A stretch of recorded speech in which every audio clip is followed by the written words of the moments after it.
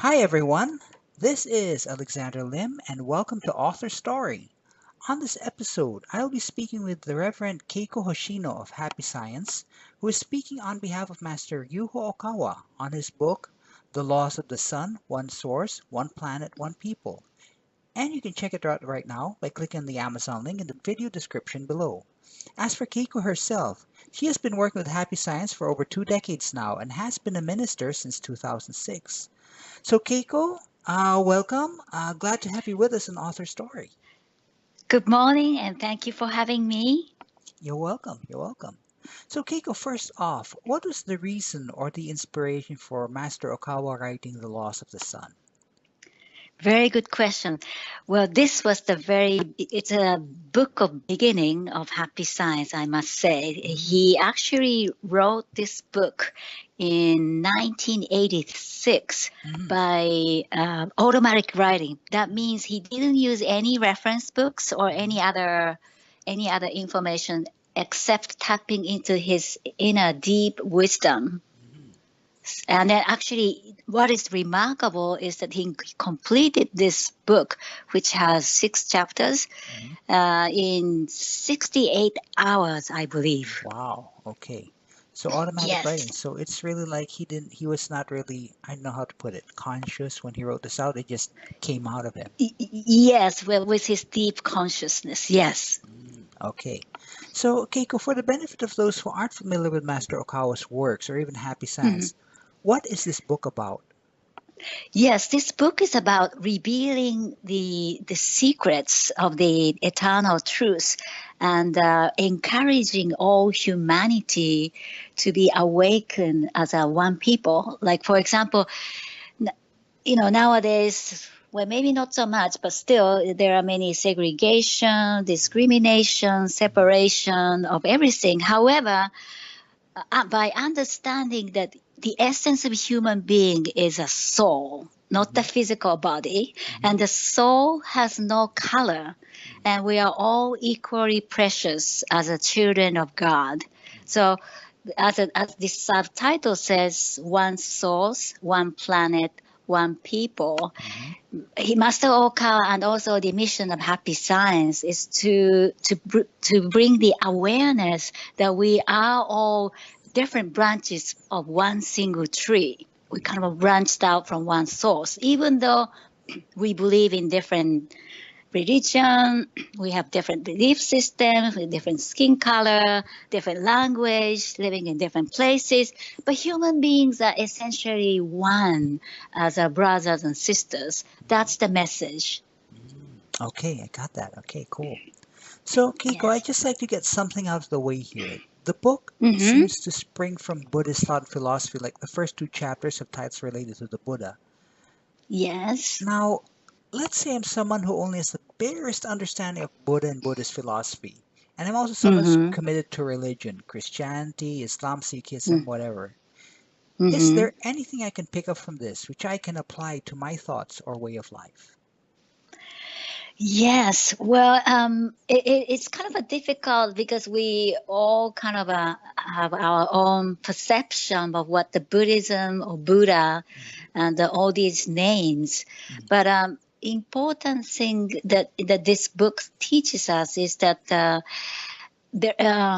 what's the word? There is an eternal creator or the father of all deities, like Buddha in India, or Jesus, Moses. So like an eternal father, and then Buddha, Moses, Jesus, and maybe Confucius, and so on. Those figures are like sons of God.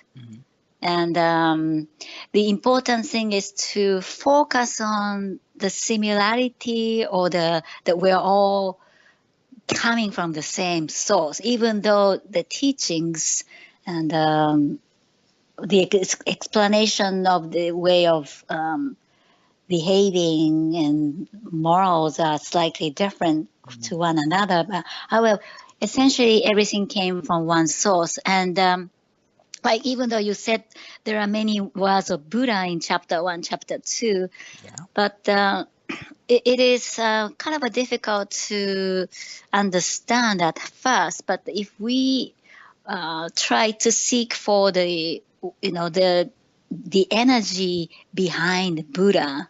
Hmm. I don't know. Am I making sense? Oh, okay. Yeah, yeah, I got that. I Yeah, got it. So yeah, essentially, anyone can pick up something from this. I mean, even if yes, they're not a that's Buddhist or right. anything. Okay, okay. That's correct. Yes. All right, I got that.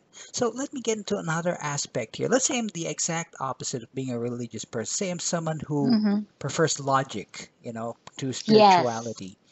Is there Yes. anything I can pick up from this book which I can apply to my thoughts or way of life? Y- yes, because some people think religion or spirituality is very kind of outdated, it's very primitive.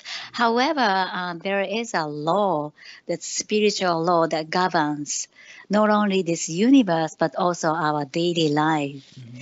And so there's two major laws. It's like laws of cause and effect, Hmm. and laws of attraction, or the law of same frequencies. Hmm. So and then the spirituality is not a chaotic or some kind of a like how do you say uh, No, no the loss. tricky, yeah, Yeah. yes, it's very logic. Mm. And I think anybody who is a skeptic, or even like they don't believe in anything, I Right. think they can get some kind of a wisdom from this book. Mm. And it's really open to a really broader audience, Hmm. and anybody can get something from this book. That's my recommendation. Okay, okay, got that. Cool. Yes, Okay, so yes. Keiko, let me just address something that I think just about all of us humans fear. It's essentially the fear of death, the void, so to speak. Mm, It weighs a lot on us. Does Master Okawa mm-hmm. say anything in this book where we humans go after our body dies? I mean, Yes. some people don't even Mm-hmm. think we have spirits. Yeah, yeah, of course, because the spirit sound like a most people interpret spirit as a like a horrible spirit, like because Halloween is coming closer. Yeah, yeah. Uh, but it's a very unfortunately misunderstanding.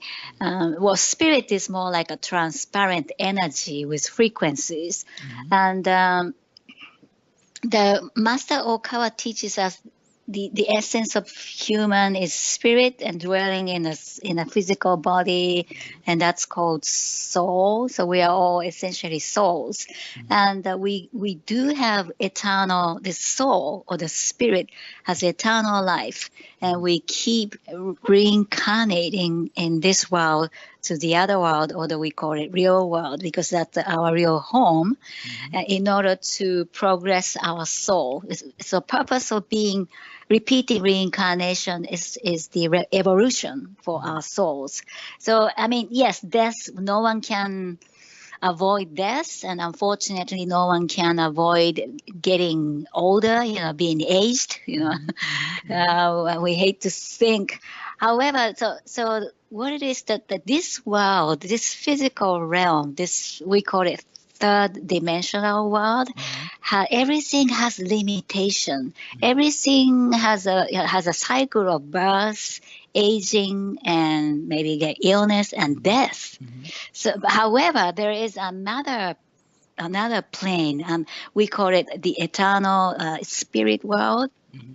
and that place is eternal. And however, we come down to this earth to grow our souls and learn more lessons. Hmm. So yes, death is we like to avoid as much as possible. However, we have to make the best out of this lifetime Hmm.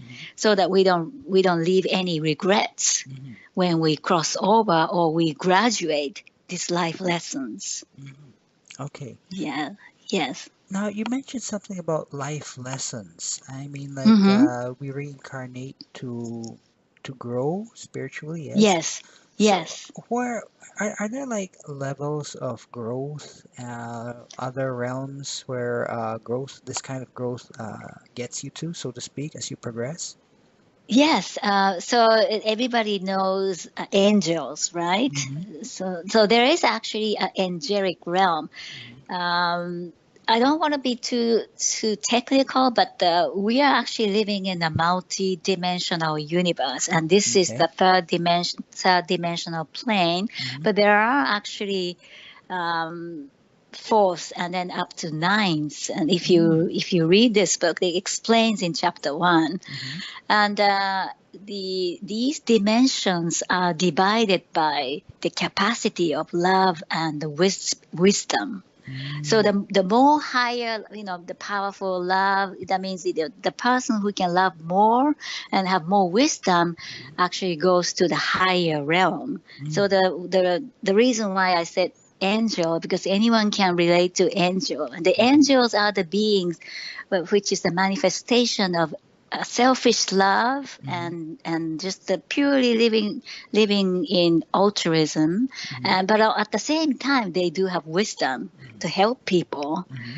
So the reason for the human endeavor to become greater is to aiming to become an angel. Mm-hmm. And then it doesn't end like a being, just becoming an angel doesn't end the life lesson. From there on, there's a infinite growth Mm-hmm. towards God. Mm-hmm. So it's like an eternal progress, and the main purpose of this growth is to how much we can improve the quality of our love to others, Mm-hmm. and on how much we can have more wisdom to help others, including helping ourselves. So love and wisdom are the two major keys. And of course, having faith in Right. Creator is yes. Okay. So So it yeah. seems then that love has stages, like we Mm-hmm. progress from one level to another. Can you tell us a little Yes. bit about what these stages are? Yes, so this theory is very interesting because there are some different levels and development stages of love. This theory unites Buddhism and Christianity because love is not flat. And sometimes wrong love actually spoil other people and Mm-hmm. make some problems. Mm-hmm. But love actually has an essence of nurturing others. So we emphasize on giving love is